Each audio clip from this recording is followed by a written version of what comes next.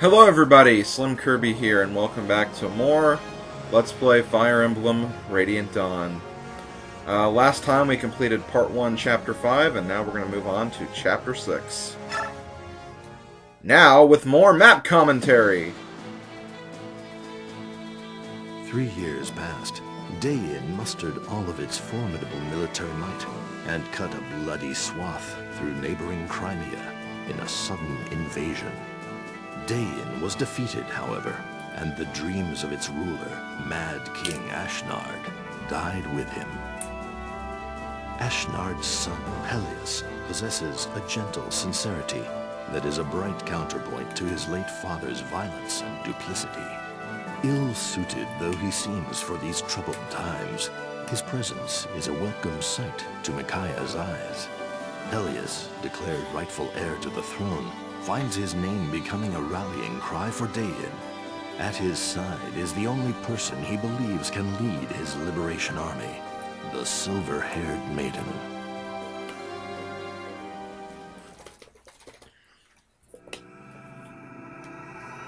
Chapter 6, Raise the Standard.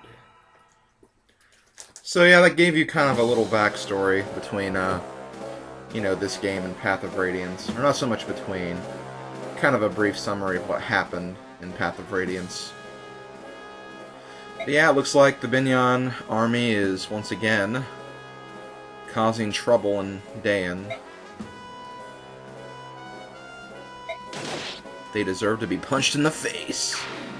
And they really need to stop killing people. I mean, seriously. They really need to stop that.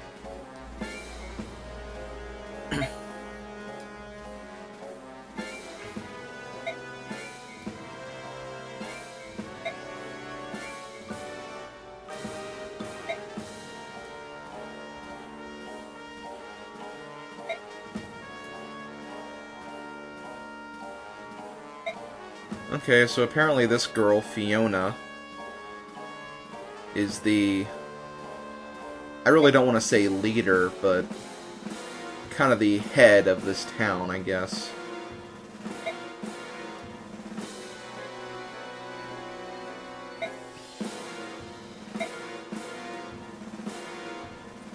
She doesn't really seem to believe the rumors, though.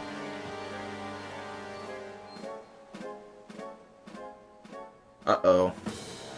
And Gerard, of course, doesn't trust her either, because he's a giant asshole.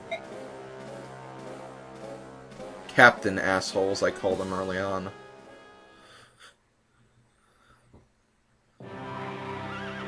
But now, let's get back to the Liberation Army and see what's going on over here.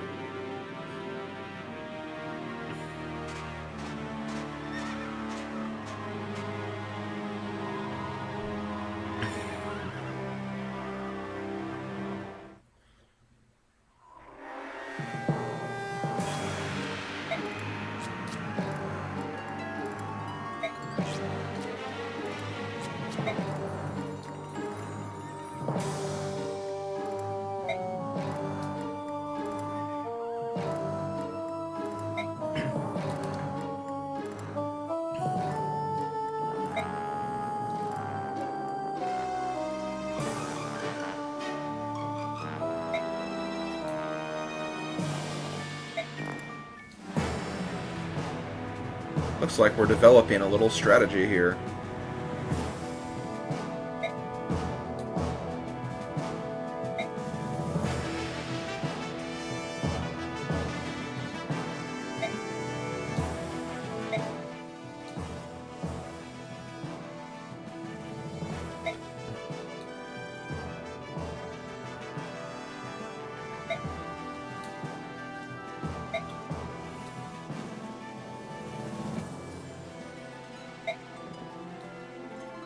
Sorry, I kind of skipped that one line a little bit.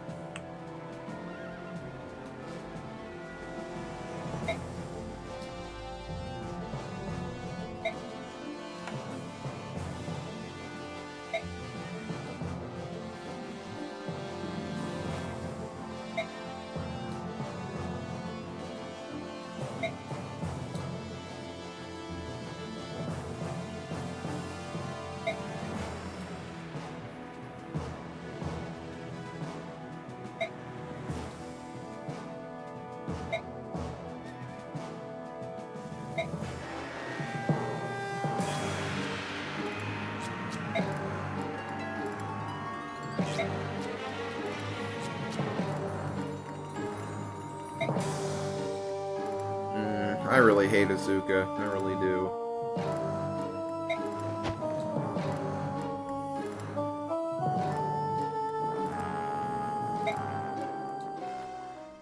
So yes, our next destination is clear. And we are going to go there. But first we have some base stuff to take care of. First, MVP of the last battle was Nolan. Not really surprised. He did take out a lot of enemies. As for info conversations, we don't have that many this time, but they're both very important, so let's go ahead and look at both of these.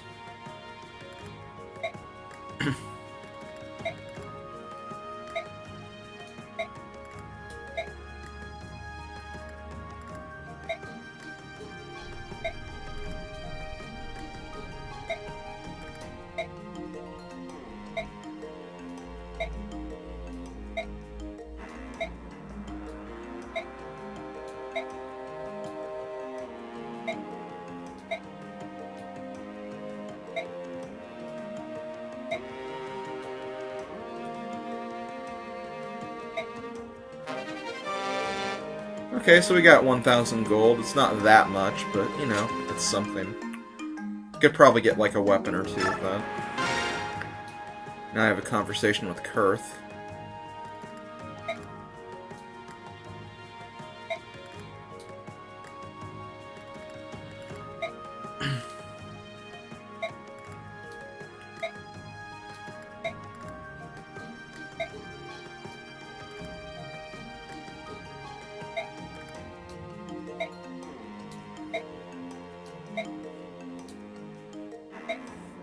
So apparently Kurth and Almeida actually know each other.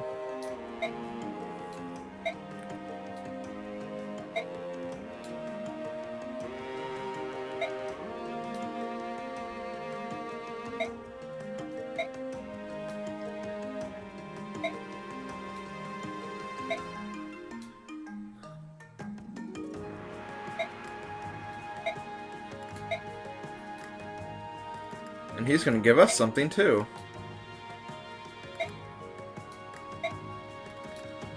Oh, and he's actually leaving, too, so... yeah, we're not going to be seeing Kurth anymore.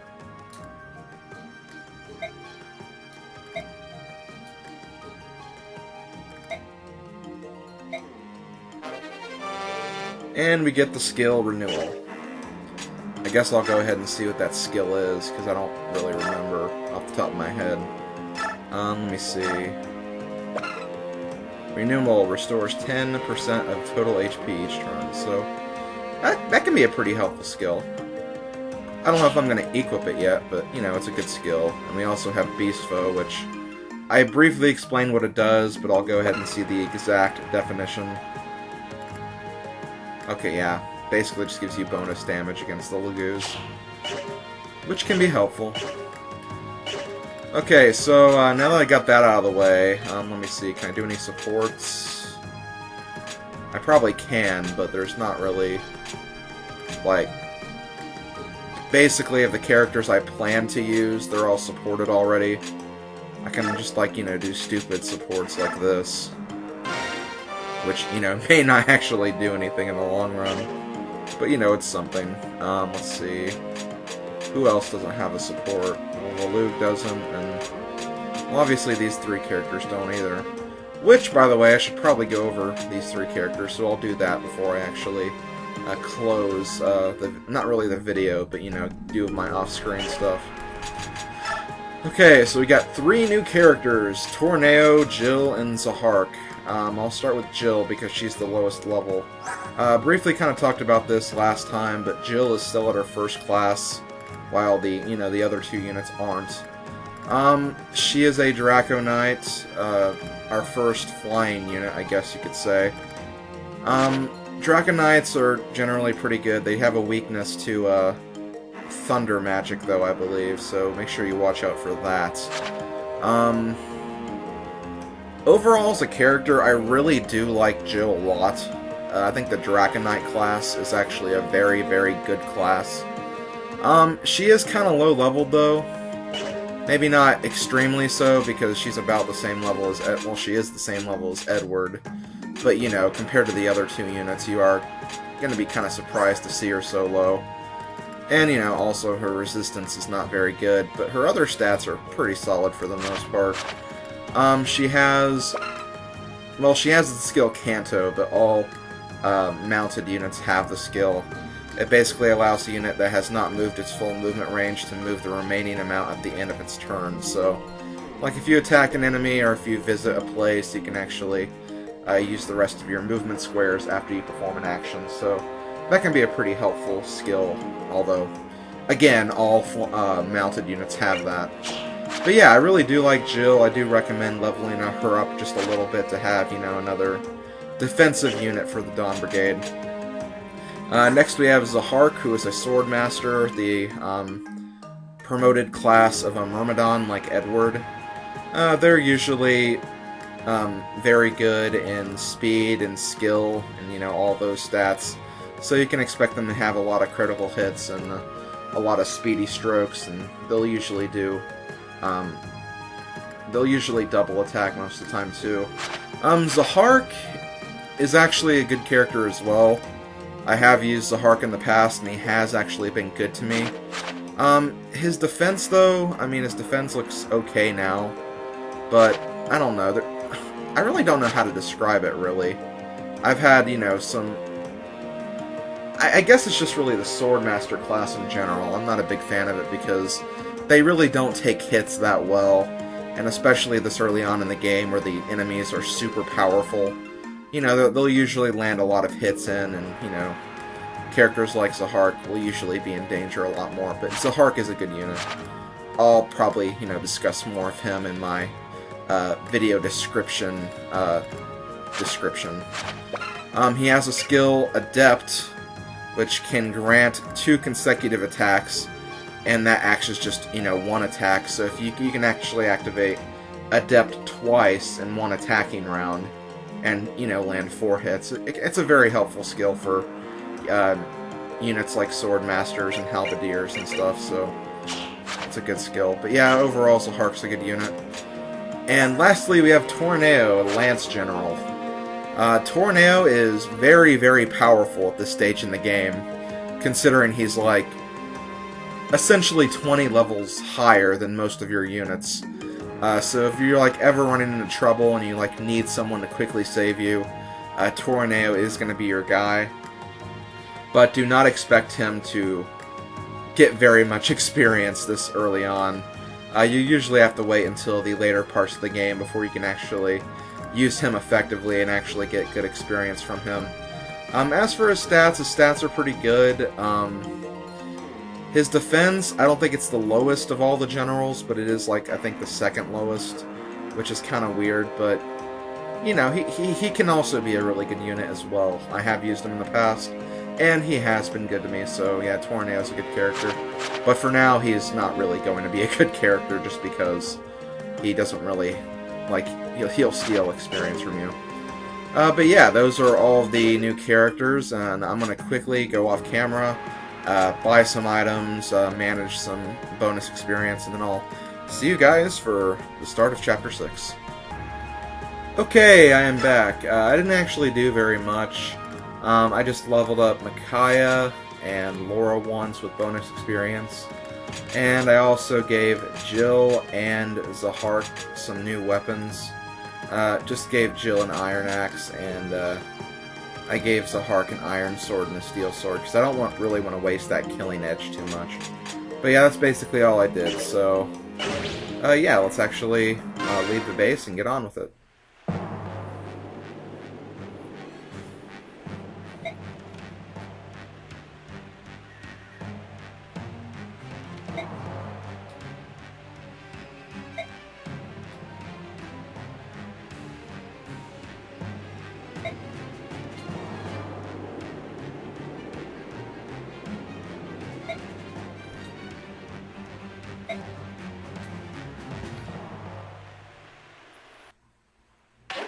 Okay, let's get started.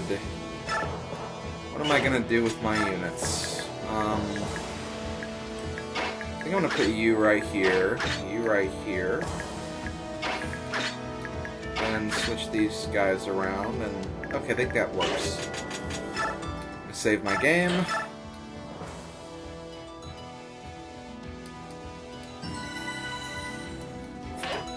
And let us get started. First thing I'm going to do is I'm actually going to disable an animation, even though we technically haven't seen this one yet. But I'm going to take off Valug's animation because, well, let's just say I have a little story time for you guys. I'm not sure how many of you guys keep up my Twitter accounts, but if you have as of late, you guys would know that I've actually been having some trouble with my my Radiant Dawn game disc. I tried playing this game the other day just for fun, started a new hard mode file, and let's just say that I had a disk read error. And it was a consistent disk read error to the point where I couldn't really even play the game. So this project was actually threatened to be postponed for a little bit. Thankfully, that is not the case because you're seeing this video. But unfortunately, like, my problem isn't completely fixed yet. And let's just say that it always gives a disk read error whenever I do one of Valug's attack animations, so yeah, that's gonna be kind of a problem, so I'm gonna have to turn those off for the time being. I'll definitely show those off in a future video if I can actually, like, get a new game disc or something. But, yeah. So I do have to turn some of those off. Some of the other attack animations are fine. Just with, I guess, specific units, it doesn't really work. But yeah, it kind of sucks that I'll have to get a new game disc, but I'm honestly not surprised because I've put a lot of time into this game. I really have. I really do love this game. I play it a lot. I've had several files of this game in the past. You guys can probably tell just from, like, my save data alone. And I actually got a few questions about this because, as you guys know, you can see some of the game times, like, from that file screen. And a lot of my games have actually gone on for a very long time, game time-wise. I'm gonna go ahead and say for the record that the reason why those times are so high is because I leave the game on while I'm playing it, so a lot of those times are actually, like, not completely accurate. But I do leave my games on a lot, so that is definitely a reason why. But yeah, I just thought I'd clear that up really quickly.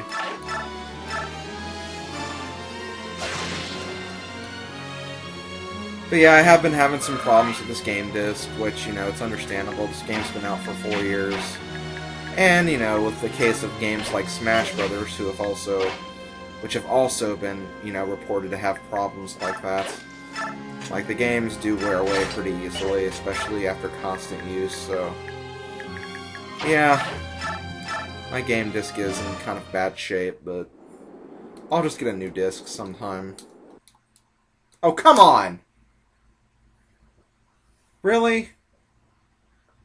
Okay, that's stupid, because Jill's animations worked fine the other day.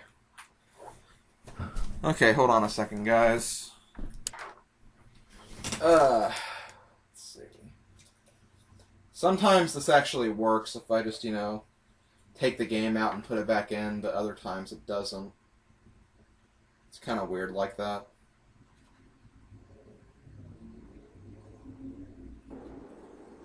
Okay, there we go.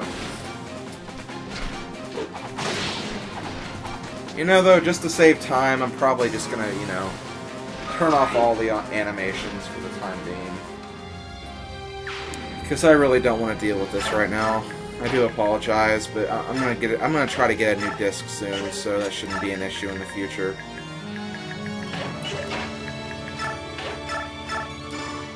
Thankfully, it's not like that stupid Path of Radiance issue where it happened to me while I was playing. Like one of the longest chapters in the game. That was a very, very annoying moment. in my channel's history. Okay, I think I'm done for the time being. So yeah, let me do this. I'm sorry, guys. That's just the way it's gonna have to be for a little bit.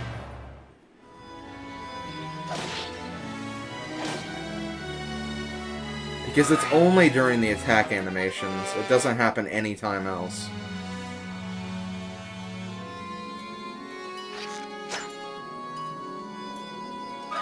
Kind of surprised they went after Valug right there. Oh wow, I'm actually kind of surprised that happened though.